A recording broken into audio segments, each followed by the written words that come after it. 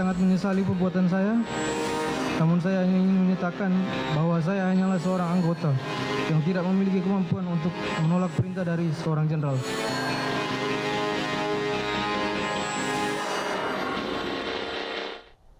Kembali di Breaking iNews bersama saya Aprilia Putri. Pemirsa, sidang mendengarkan kesaksian Barada Eliezer hari ini tanpa adanya suara atau audio. Dan untuk mengetahui informasi lebih lanjut, kita sudah bergabung bersama Nadia Valery langsung dari Pengadilan Negeri Jakarta Selatan.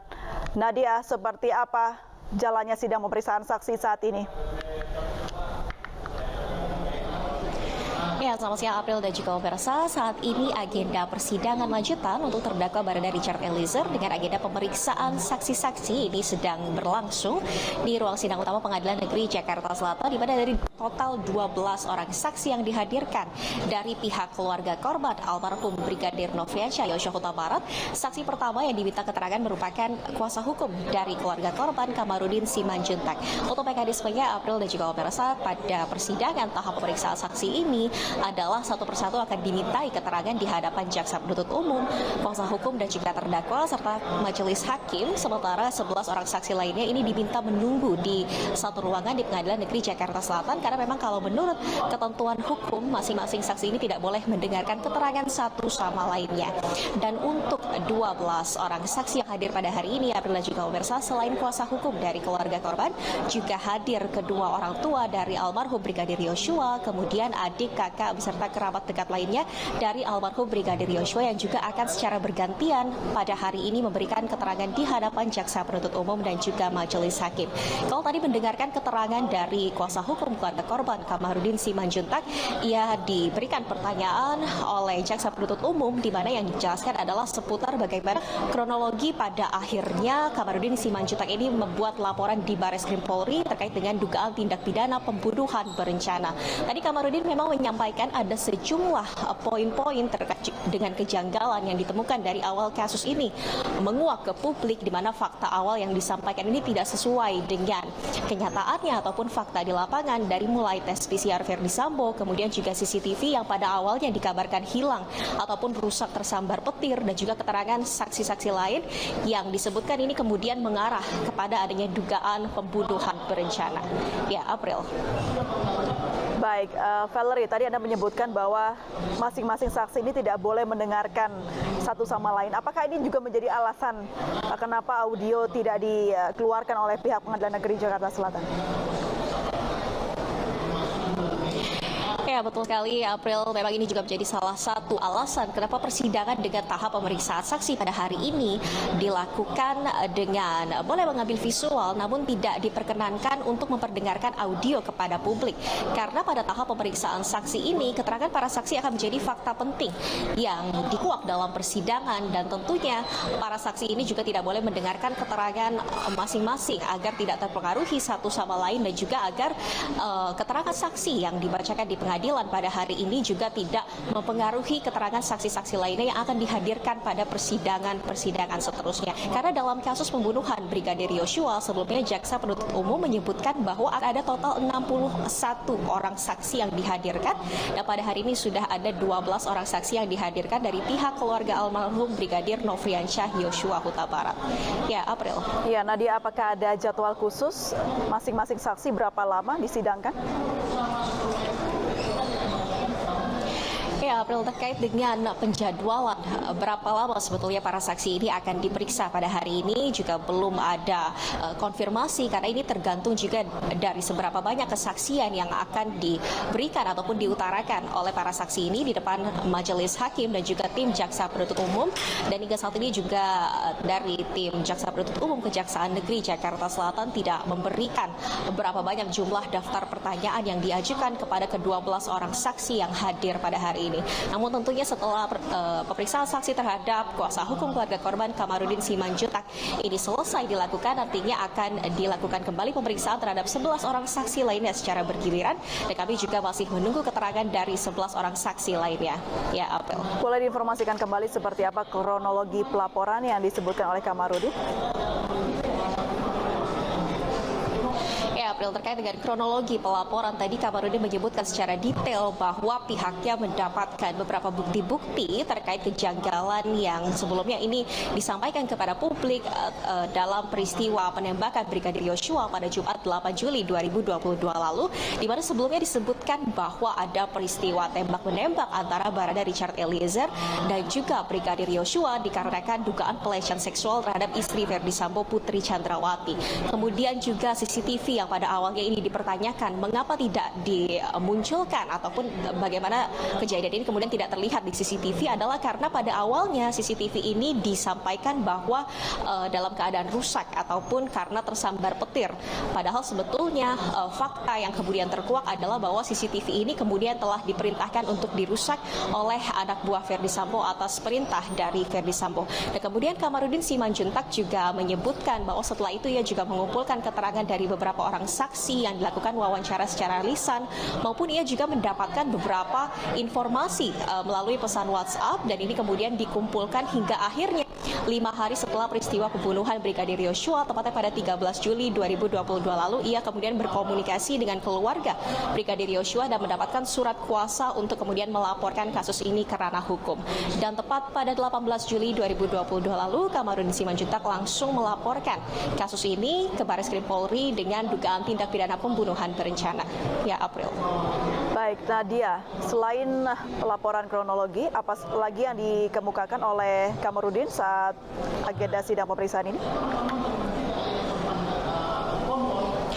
Ya, terkait dengan kronologi bagaimana akhirnya ia membuat laporan ke SPKT Baris Krim Polri, kemudian Jaksa Penuntut Umum juga menanyakan beberapa pertanyaan lainnya terkait dengan apa saja bukti-bukti yang dikumpulkan baik secara lisan maupun tertulis oleh tim dari Kamarudin yang sudah ditunjuk menjadi kuasa untuk keluarga almarhum Brigadir Nofriansyah Yosua Huta Barat.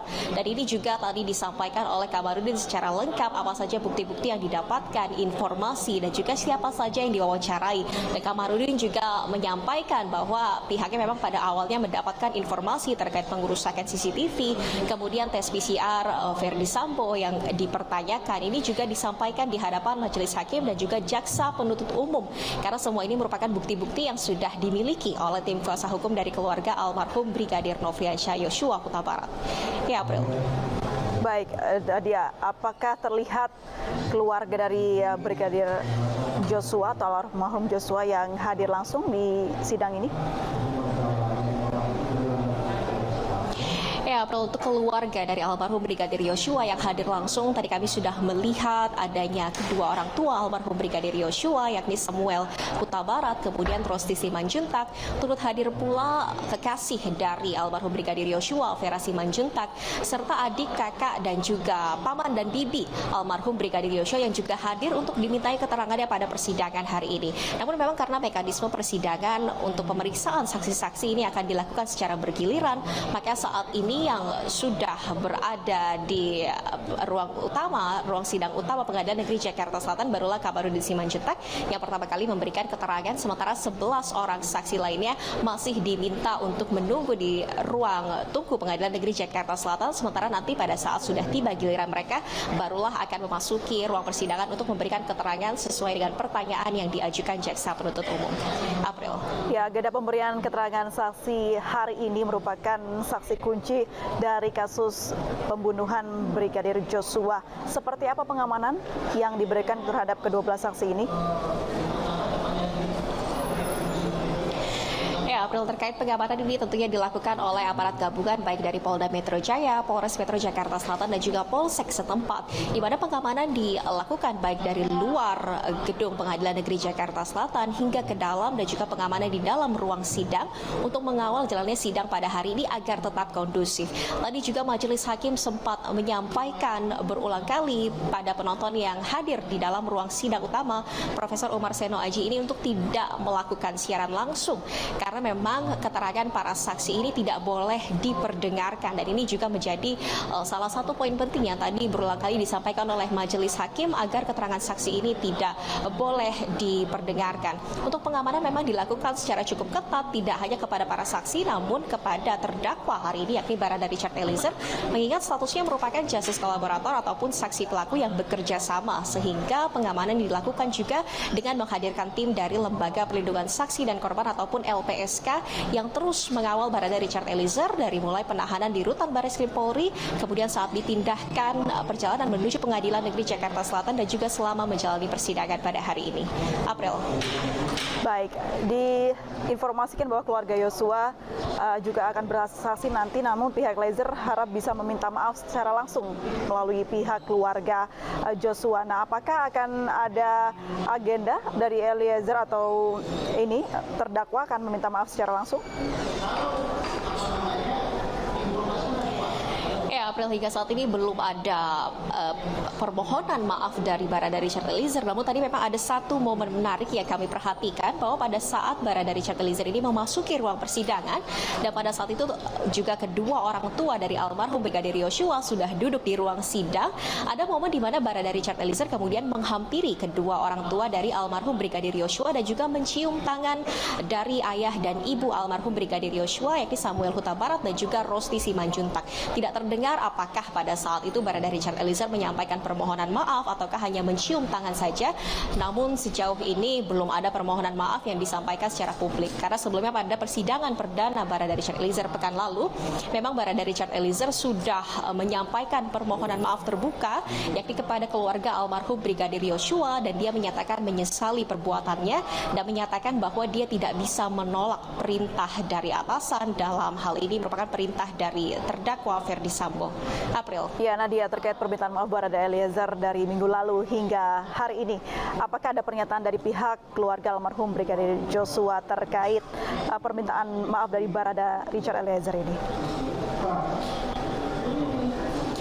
Ya, terkait dengan tanggapan dari pihak keluarga almarhum Brigadir Yosua, memang mereka juga telah melihat bagaimana Barada Richard Eliezer kemudian menyampaikan permohonan maaf secara terbuka kepada pihak keluarga, dan tanggapan dari pihak keluarga adalah mereka memaafkan perbuatan dari Barada Richard Eliezer, namun tentunya mereka juga mengharapkan untuk proses hukum ini agar terus berlanjut.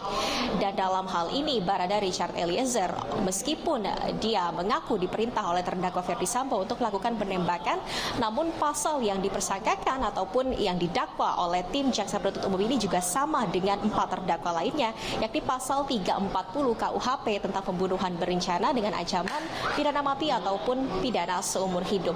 Tentunya dengan status Barada Richard Eliezer sebagai justice kolaborator ataupun saksi pelaku yang bekerja sama, ini juga nantinya diharapkan oleh pihak terdakwa dapat meringankan hukumannya, dan nanti apakah kemudian hukuman Barada Richard Eliezer ini dapat diringankan juga tergantung dari apa kesaksian yang bisa ia berikan di hadapan majelis hakim dan juga jaksa penuntut umum dalam mengungkap kasus pembunuhan berencana Brigadir Yosua. Ya, April. Baik, terima kasih Nadia Valerie sudah melaporkan seperti apa jalannya sidang di pertengahan ini. Kita akan nantikan lagi laporan selanjutnya. Selamat bertugas kembali Nadia Valerie. Pemirsa, kita ke informasi berikutnya. 12 saksi dipastikan akan hadir dalam sidang lanjutan kasus pembunuhan Brigadir Joshua dengan terdakwa Barada Richard Eliezer.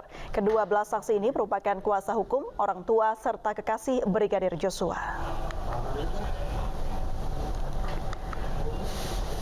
Kedua belas saksi yang akan hadir hari ini diantaranya adalah Kamarudin Simanjuntak, kuasa hukum keluarga Brigadir Joshua, Samuel Huta Barat, ayah Brigadir Joshua, Rosti Simanjuntak, ibunda Brigadir Joshua, Mahareza Rizky, Yudi Artika Huta Barat, Devianita Huta Barat, Novita Sarinadea, Rohani Simanjuntak, Sangga Parulian, Roslin Emika Simanjuntak, Indrawanto Pasaribu, Vera Mareta Simanjuntak yang merupakan kekasih Brigadir Joshua.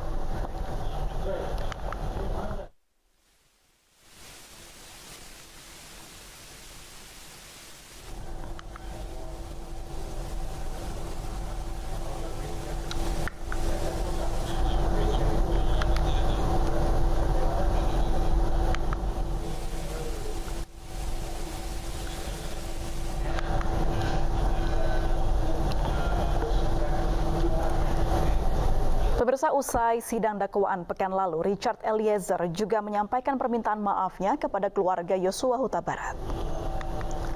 Sekali lagi, saya menyampaikan turut berbelasungkawa yang sedalam-dalamnya untuk kejadian yang telah menimpa almarhum Bang Yos. Saya berdoa semoga almarhum Bang Yos diterima di sisi Tuhan Yesus Kristus.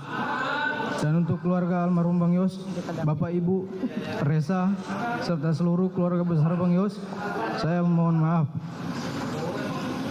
Semoga permohonan maaf saya ini dapat diterima oleh pihak keluarga.